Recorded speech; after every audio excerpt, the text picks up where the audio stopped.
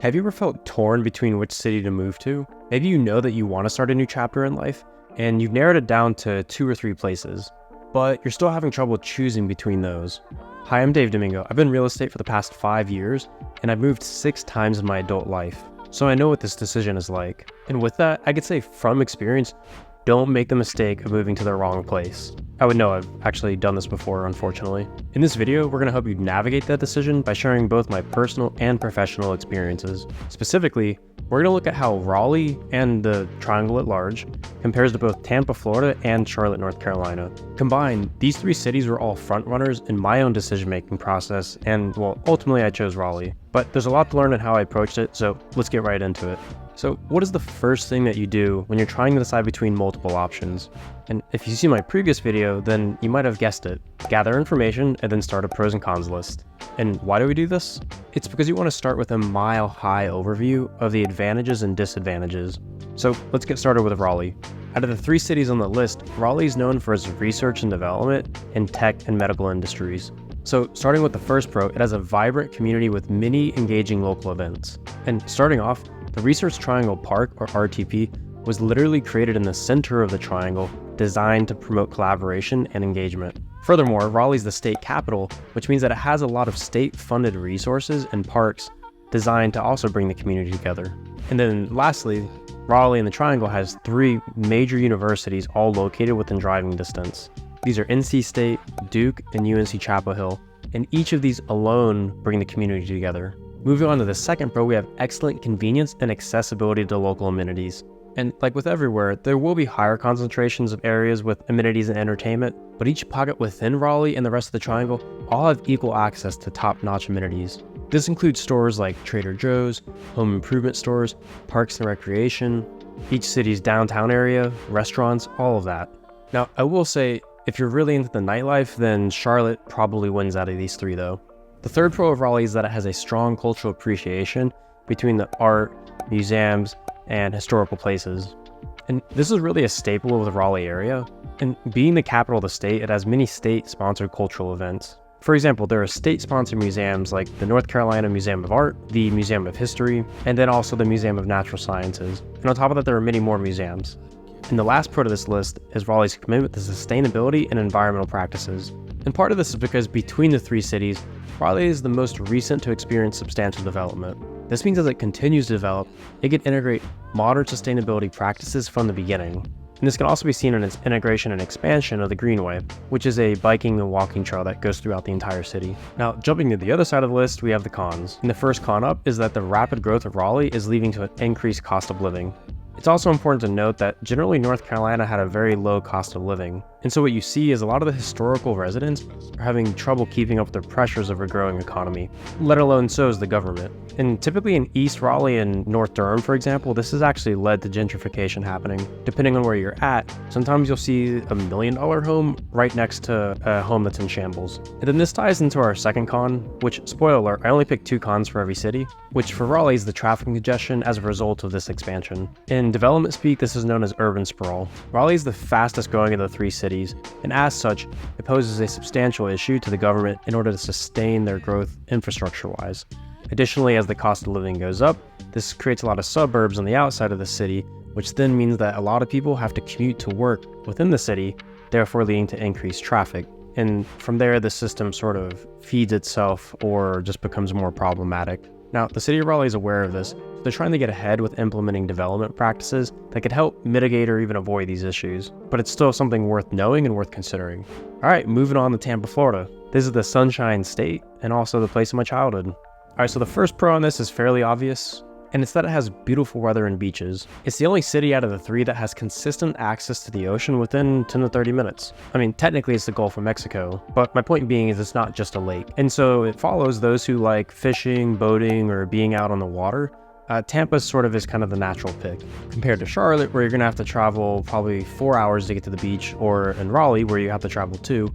It's a clear winner in this regard. And then the second pro for Tampa is that it has a thriving cultural scene and population. It's perhaps the most diverse between the 3 cities, but of note, it's the only one that has a strong Cuban cultural influence. And this is because in the late 19th centuries, a lot of Cubans immigrated to Tampa to work on cigar manufacturing. And then fast forward today, that influence is still a major part of the city, influencing popular areas such as Ybor City. And then the third pro for Tampa is its access to seafood. And largely this is a point for the foodies, but for example, whether it be in Tampa or if you cross over to St. Petersburg, the sheer amount of high-quality seafood restaurants you're going to find vastly outnumbers that of Charlotte or Raleigh. And I spent 2 summers growing up in St. Petersburg, and I can attest to this. The seafood's pretty good. So if you're into that, major appeal. And then the last pro for Tampa is its proximity to theme parks. And this includes Disney, Universal Studios, and Busch Gardens, among many more, actually. I'm actually not aware of anywhere else in the US that has this many theme parks within that short of a drive. And that includes California. Now, it does get old after a while, I'd say maybe a year. And then also this brings in a lot of tourists every year, which is a good and sort of a bad thing.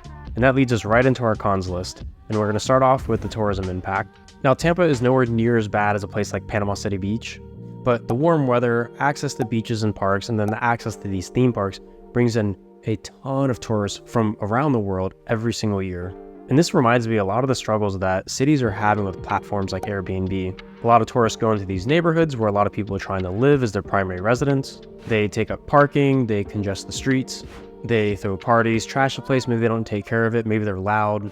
But overall, it just ends up being very disruptive and unpleasant to the people that are just trying to live their day-to-day lives there. Now, this is obviously worst case scenario, and we all want to be able to travel. So it's not like a hit on them traveling, it's just this is some of the perspective when you're a local at a place that's a massive tourist destination. And then since a lot of tourism is in flux around the major holidays, this sort of creates a transient nature. You'll see a lot of people just come and go. All right, so this next con is a massive one, and we can't really talk about Florida without talking about hurricanes. Again, the good news is I grew up in Tampa, Florida, and I could say as a local there, it doesn't really seem quite as concerning as it might from somebody who has no experience with hurricanes, or if you're living out of state looking in.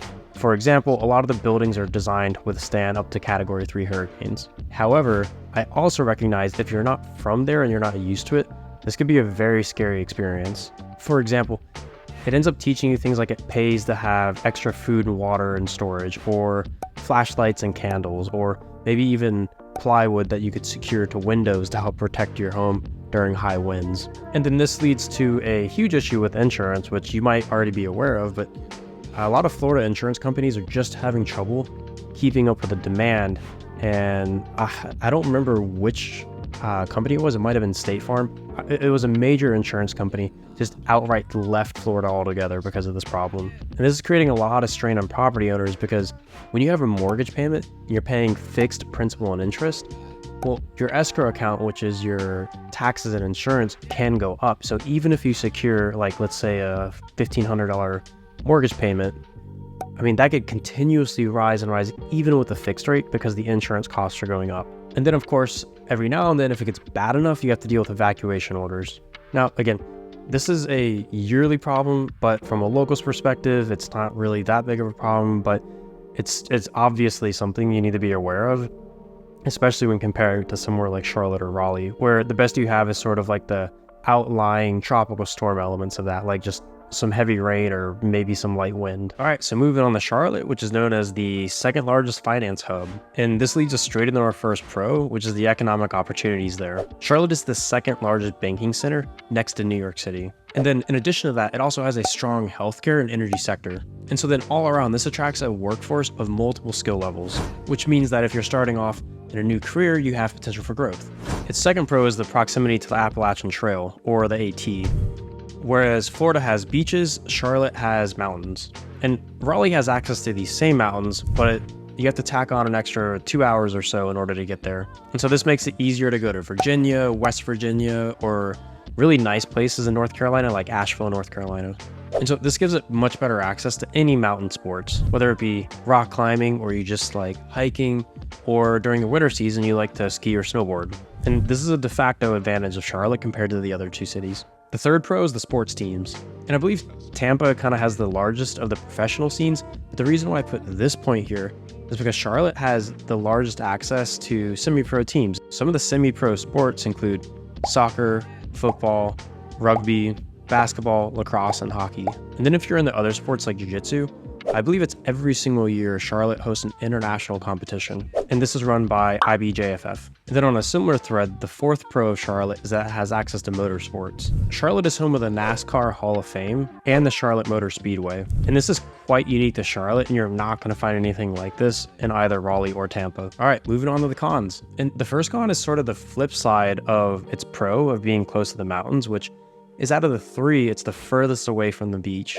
Yeah, it has lakes and sort of waterfronts that you could do some water recreational activities on, but as we know, that's really not the same level as having access to beaches. In other words, just choose whichever category you prefer, or Raleigh, which kind of has both. And then the last con for Charlotte is that it's the largest city out of the three. And I mean this by square acreage. It's roughly double the size of Raleigh and almost triple the size of Tampa. And with that being said, it still has comparable population density. So while the immediate downtown area of Charlotte is pretty developed, this means anything outside of downtown is fairly spaced out, and then therefore it's very, very much car dependent. In other words, the walking score outside of downtown Charlotte is pretty bad. Now, to be fair, the counterpoint is that Tampa has places like St. Pete, and then Raleigh has the rest of the triangle, so the square acreage is not exactly comparable. But that being said, in isolation, Charlotte is by far the most spread out and the most car dependent. Given that you now know this basic information about each city, how do you move about actually feeling confident that the decision is right for you?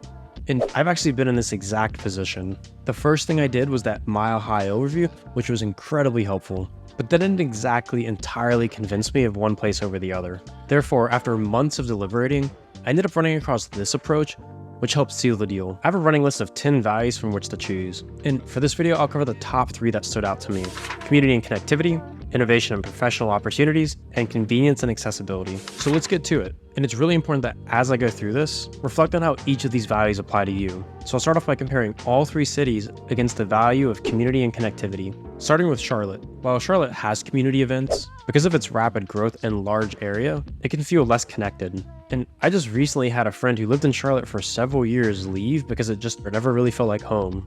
And then as far as Tampa, its diverse population and tourist attractions bring a lot of people together, but because it's largely a tourist-oriented environment, it just feels very transient. And you could have close-knit communities, it just makes it a little bit more challenging. And this next point is a bit hard for me to actually quantify, but growing up in Florida and then oftentimes returning to visit family, I found that people are just generally keeping to themselves. Right, and this might be a good thing if that's what you're looking for, but for me it made it feel a bit disconnected. And then that lands us in Raleigh, which offers a strong sense of community with numerous local events. And the city's smaller size makes it feel like a bit more connected community. And like I previously mentioned, RTP, which is the central hub of the triangle, was literally designed to bring people together and collaborate. And between that and the colleges, you often find people who have an extremely open mind.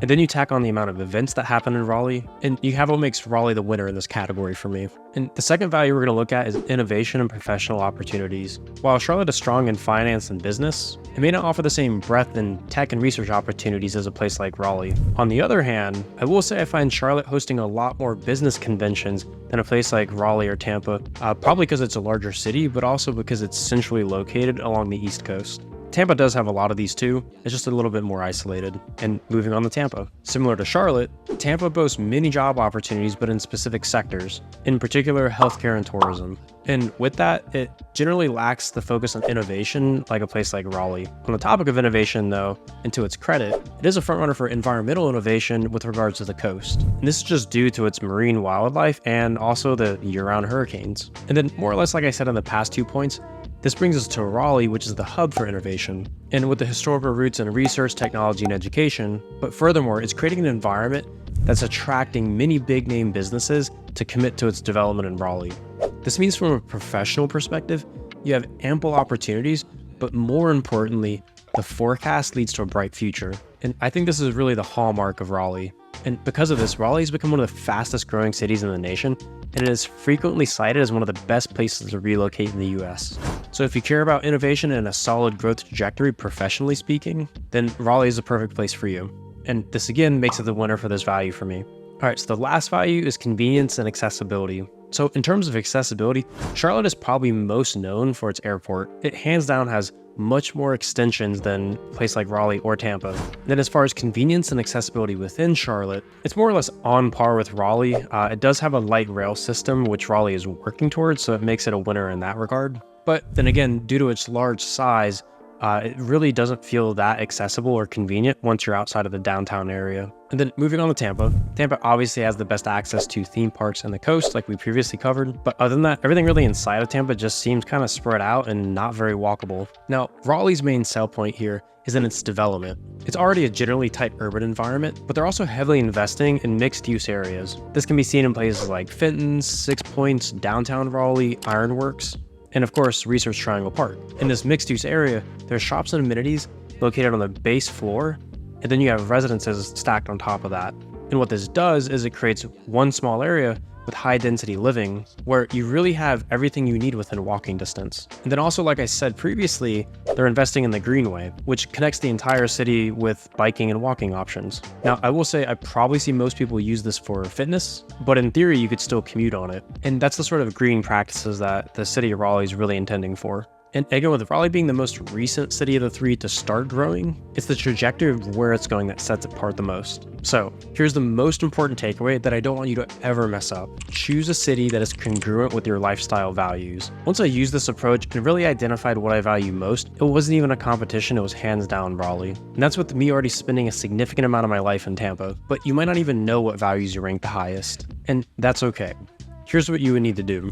Work with a spouse, family members, friends, or a real estate agent so that you're not going about this decision alone. Seriously, you could call or email me. I have my information in the description and I check those regularly. Buying a home is typically the biggest financial decision that anyone makes in their life, so you don't want to mess that up. So here's my final question. If you're interested in moving here, how much do you know about the Triangle? How much do you know about Raleigh or the Greater Triangle area? With that, I picked out these videos for you because I think they'll help you answer that question. Thanks. See you next time.